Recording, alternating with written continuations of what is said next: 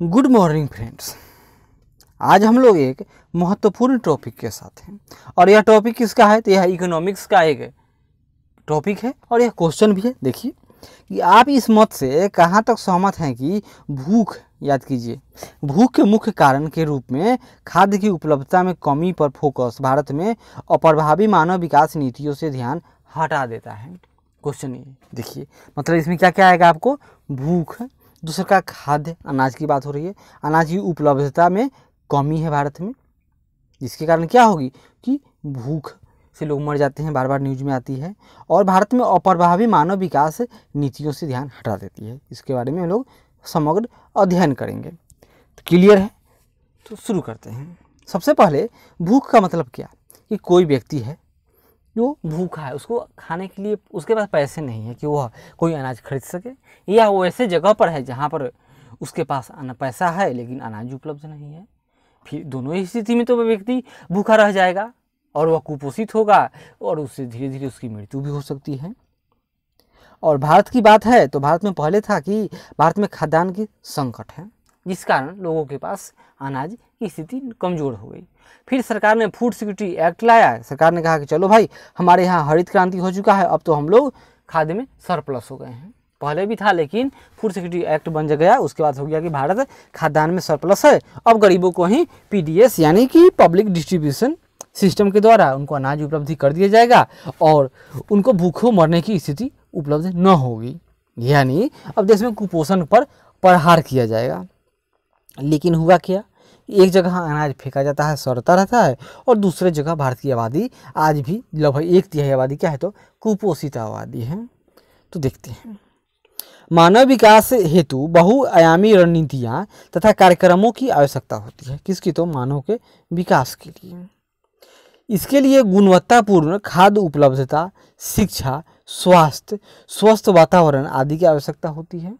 लेकिन भारत में मुख्य रूप से खाद्य उपलब्धता पर ही बल दिया जाता है, यानी अनाज हो गया जैसे चावल गेहूँ, बस आप चलो आप खा लिए हो, लेकिन ऐसा नहीं है। इससे क्या होगा, हिडन कुपोषण हो जाता है। पेट तो भर रहा है लेकिन पर्याप्त मात्रा में उनको जितने मिनरल्स, विटामिन्स, प्रोटीन की आवश्यकता है, कैलोरी की, उतना नहीं मिल पा रहा है, जिससे क्या होगा कि वे, उनका पेट तो भर जाएगा लेकिन वो कुपोषित हैं, क्योंकि उसमें उनकी जो खाद्य खाया उसकी गुणवत्ता तथा अन्य पहलुओं को उपेक्षित कर दिया जाता है।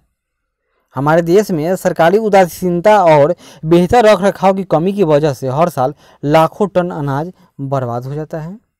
अगर बर्बाद हो रहे खाद्यान्नों को सही तरीके से संरक्षित करने की सुदृढ़ व्यवस्था हो जाए तो क्या होगा, देश में भूखमरी की समस्या आसानी से दूर हो सकती है। भारत एक कृषि प्रधान देश होते हुए भी अगर वैश्विक भूख सूचकांक देखा जाए तो भारत पीछे से आता है और वह सब सहारन कंट्रियों के लाइन में भारत खड़ा नजर आता है। और 2018 में भारत की स्थिति क्या थी, तो 103वें पायदान पर भारत था। और कुल कितने देश थे, तो मात्र इसमें 118 ही देश हैं मात्र, और पायदान पर रहा, जिसमें 1 नंबर पहले कौन था, तो बेलारूस था। इस बार भी कोई होगा, बताएंगे कमेंट करके। तब यह संशय उत्पन्न होना स्वाभाविक है कि क्या खाद्य उपलब्धता में कमी भी भारत की इस स्थिति के लिए जिम्मेदार है। यहाँ पर एक बात और ध्यान देने योग्य है कि भूख पर नियंत्रण पाने के साथ साथ अन्य पक्षों को भी नज़रअंदाज नहीं किया जा सकता। भारत में खाद्य उपलब्धता में कमी की बात की जाए तो केवल इसे ही भूख का मुख्य कारण मानना तर्कसंगत नहीं है, क्योंकि वर्तमान में भारत में खाद्य की उपलब्धता है। भारत के अनाज, भारत के गोदाम, एफसीआई के गोदाम भरे पड़े हैं, उनमें अनाज सड़ रहे हैं। वस्तुतः भारत सरकार ने गरीब जनता तक सुगम खाद्य उपलब्धता के लिए कई कदम उठाए हैं। देखते हैं क्या क्या होगा।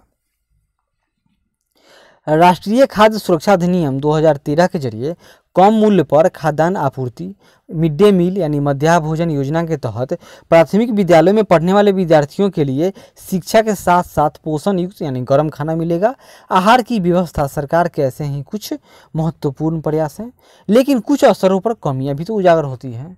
कहा जाता है कि बच्चों को क्या मिलेगा खाना में, अच्छा खाना मिलेगा। कहीं कहीं सुनते हैं कि बासी खाना, सड़े हुए चावल ही दे दिया जाता है। कहीं कहीं सुनते हैं कि बस केवल एक तरह का है, रोज़ उनको खिचड़ी ही दिया जा रहा है। जिससे ये प्रयास प्रभावी रूप से सफल नहीं हो पाते हैं। ये कमियां हैं। पहला, उन्नत खाद्यान्न भंडारण की कमी। सुप्रीम कोर्ट ने भी भारत में कहा था कि जितने भारत में अभी सिनेमा हॉल हैं उससे कम तो भारत में खाद्यान्न भंडारण है, कोल्ड स्टोरेज की व्यवस्था है। दूसरा, सार्वजनिक वितरण प्रणाली के स्तर पर रिसाव, यानी भ्रष्टाचार भारत में चरम सीमा पर है। अगर कोई 50 केजी का बैग है, अगर यह बैग एफसीआई के गोदाम है, यहाँ से चला और जहाँ तक जाना चाहिए तो वो बैग तो पहुँच जाएगा, या 50 केजी का बैग अगर एफसीआई गोदाम में जाना है तो बैग तो पहुँच जाएगा, लेकिन कोई ज़रूरी नहीं है कि वह 50 केजी ही पहुँचे। बचे हुए भोजन की बर्बादी, भारत में जागरूकता की कमी है।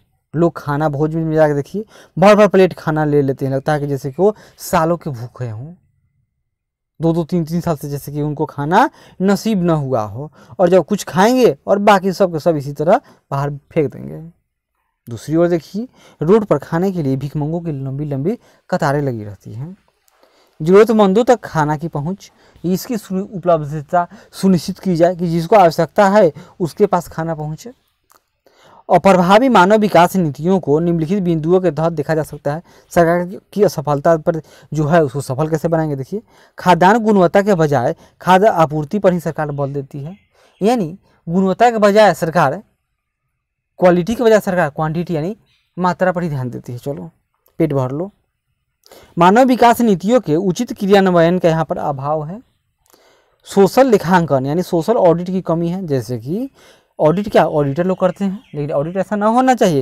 अगर कोई स्कूल है यहाँ पर या बच्चे खाना खाते हैं तो प्रत्येक दिन कोई न कोई कुछ साल में एक बार कोई आएगा या प्रत्येक माह कोई आ जाए ऊपर से कर्मचारी, बिना इस स्कूल को बताए मैनेजमेंट को, और इसी गांव में घूम घूम कर यहाँ पर जो पढ़ने वाले बच्चे हैं उनके परिवार वालों से पूछे कि आपने कैसा खाना खाया, आपको रोज़ खाना मिलता है या नहीं मिलता है। यह क्या है, तो जन भागीदारी होगी, तो यह सोशल ऑडिटिंग कहा जाता है। सबसे पहले सोशल ऑडिटिंग का कॉन्सेप्ट भारत में कहाँ आया, तो वही कोरनाट संगमा वाला राज्य, कौन, तो मेघालय की बात है। आगे देखिए, मध्यस्थों की बहुलता, यानी यहाँ पर बिचौलिए हर जगह बिचौलिए हैं।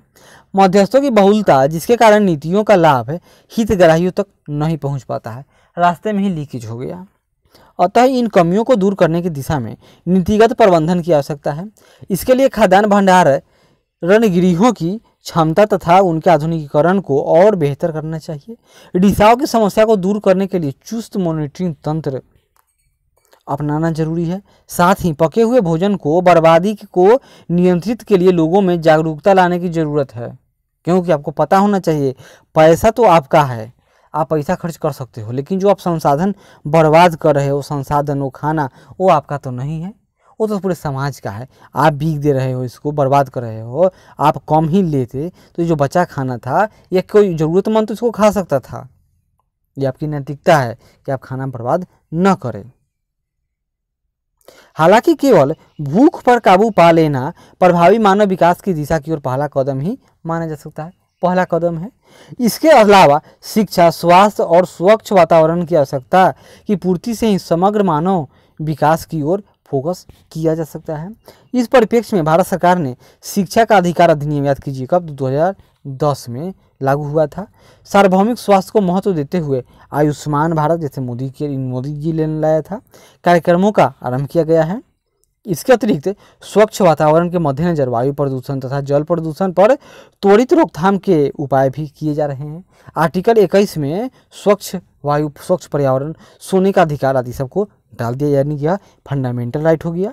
इसके अलावा जीवन निर्वाह योग्य आय भी प्रभावी मानव विकास में योगदान देती है। इसके लिए सरकार क्या करती है, तो सब्सिडी की व्यवस्था करती है। इस परिप्रेक्ष्य में सरकार ने कौशल विकास योजना, यानी बच्चे लोगों को हम स्किल प्राप्त करेंगे ताकि उनको काम आसानी से मिल जाए। मुद्रा योजना, इसमें क्या है, 3 तरह के लोन होता है। एक 50,000 तक का लोन, तो उसको क्या कहा गया है, तो वह तरुण है, शिशु लोन है, शिशु। दूसरा होता है 50,000 से ऊपर और कहाँ तक, तो 5 लाख तक की बात है, याद कीजिए 5 लाख, तो उसको क्या है, उसका क्या नाम है, तो वह है तरुण, शिशु, तरुण। और 5 लाख से ऊपर और 10 लाख तक का लोन, तो वह किशोर लोन है। तो किसे दिया जाएगा, तो यह मुद्रा योजना के तहत। लेकिन हुआ क्या कि यहाँ के बैंकों ने पहले के जो लोन थे या बैंक जो लोन देते हैं उसी को इन्होंने कन्वर्ट कर दिया कि चलो यही मुद्रा लोन है। आदि का क्रियान्वयन किया गया है। कुल मिलाकर कहा जा सकता है कि भारत में प्रभावी मानव विकास नीतियों पर समुचित तौर पर फोकस अवश्य किया जा रहा है, लेकिन आवश्यकता इस बात की है कि भूख जैसे प्राथमिक मुद्दे को महत्व देते हुए इसके त्वरित और सक्षम निदान के प्रयास करने चाहिए। तभी तो कहीं कहीं से न्यूज आता है कि पीडीएस शॉप से खाना नहीं मिला, कभी दिल्ली का न्यूज़, कभी झारखंड का न्यूज़। बताइए झारखंड कहाँ गरीब क्षेत्र, वो पठारी और स्ट्रीट ट्राइबल इलाका, कहाँ दिल्ली भारत का एनसीआर नेशनल कैपिटल रीजन, और दोनों ही जगह से इस तरह के केस आते हैं कि भूख से मौत हो गई। ये कितनी निंदनीय बात है। महत्व देते हुए इसके त्वरित और सक्षम निदान के प्रयास करने चाहिए। साथ ही अन्य पक्षों की बेहतर और सटीक व्यवस्था को भी लक्षित रखना चाहिए, क्योंकि समग्र और प्रभावी मानव विकास के इन सभी में क्या होगा, समग्र यानी टोटल और प्रभावी यानी कि एकदम परफेक्ट मानव विकास होना चाहिए, में इन सभी की उपस्थिति आवश्यक है। क्लियर है। तो आज हम लोग एक बहुत ही महत्वपूर्ण टॉपिक देखे। क्या देखे कि भारत में भूख और भूख को निपटारा, भूख का निदान करने के लिए क्या समुचित व्यवस्था किया गया है, वही वाली समुचित व्यवस्था का प्रावधान किया गया है या नहीं किया गया है। क्लियर है। अगले बार मिलेंगे तो एक नए टॉपिक के साथ। तब तक आशा करते हैं कि अच्छा लगे तो ज़रूर लाइक करें, शेयर करें, कमेंट करें और सब्सक्राइब करें। धन्यवाद।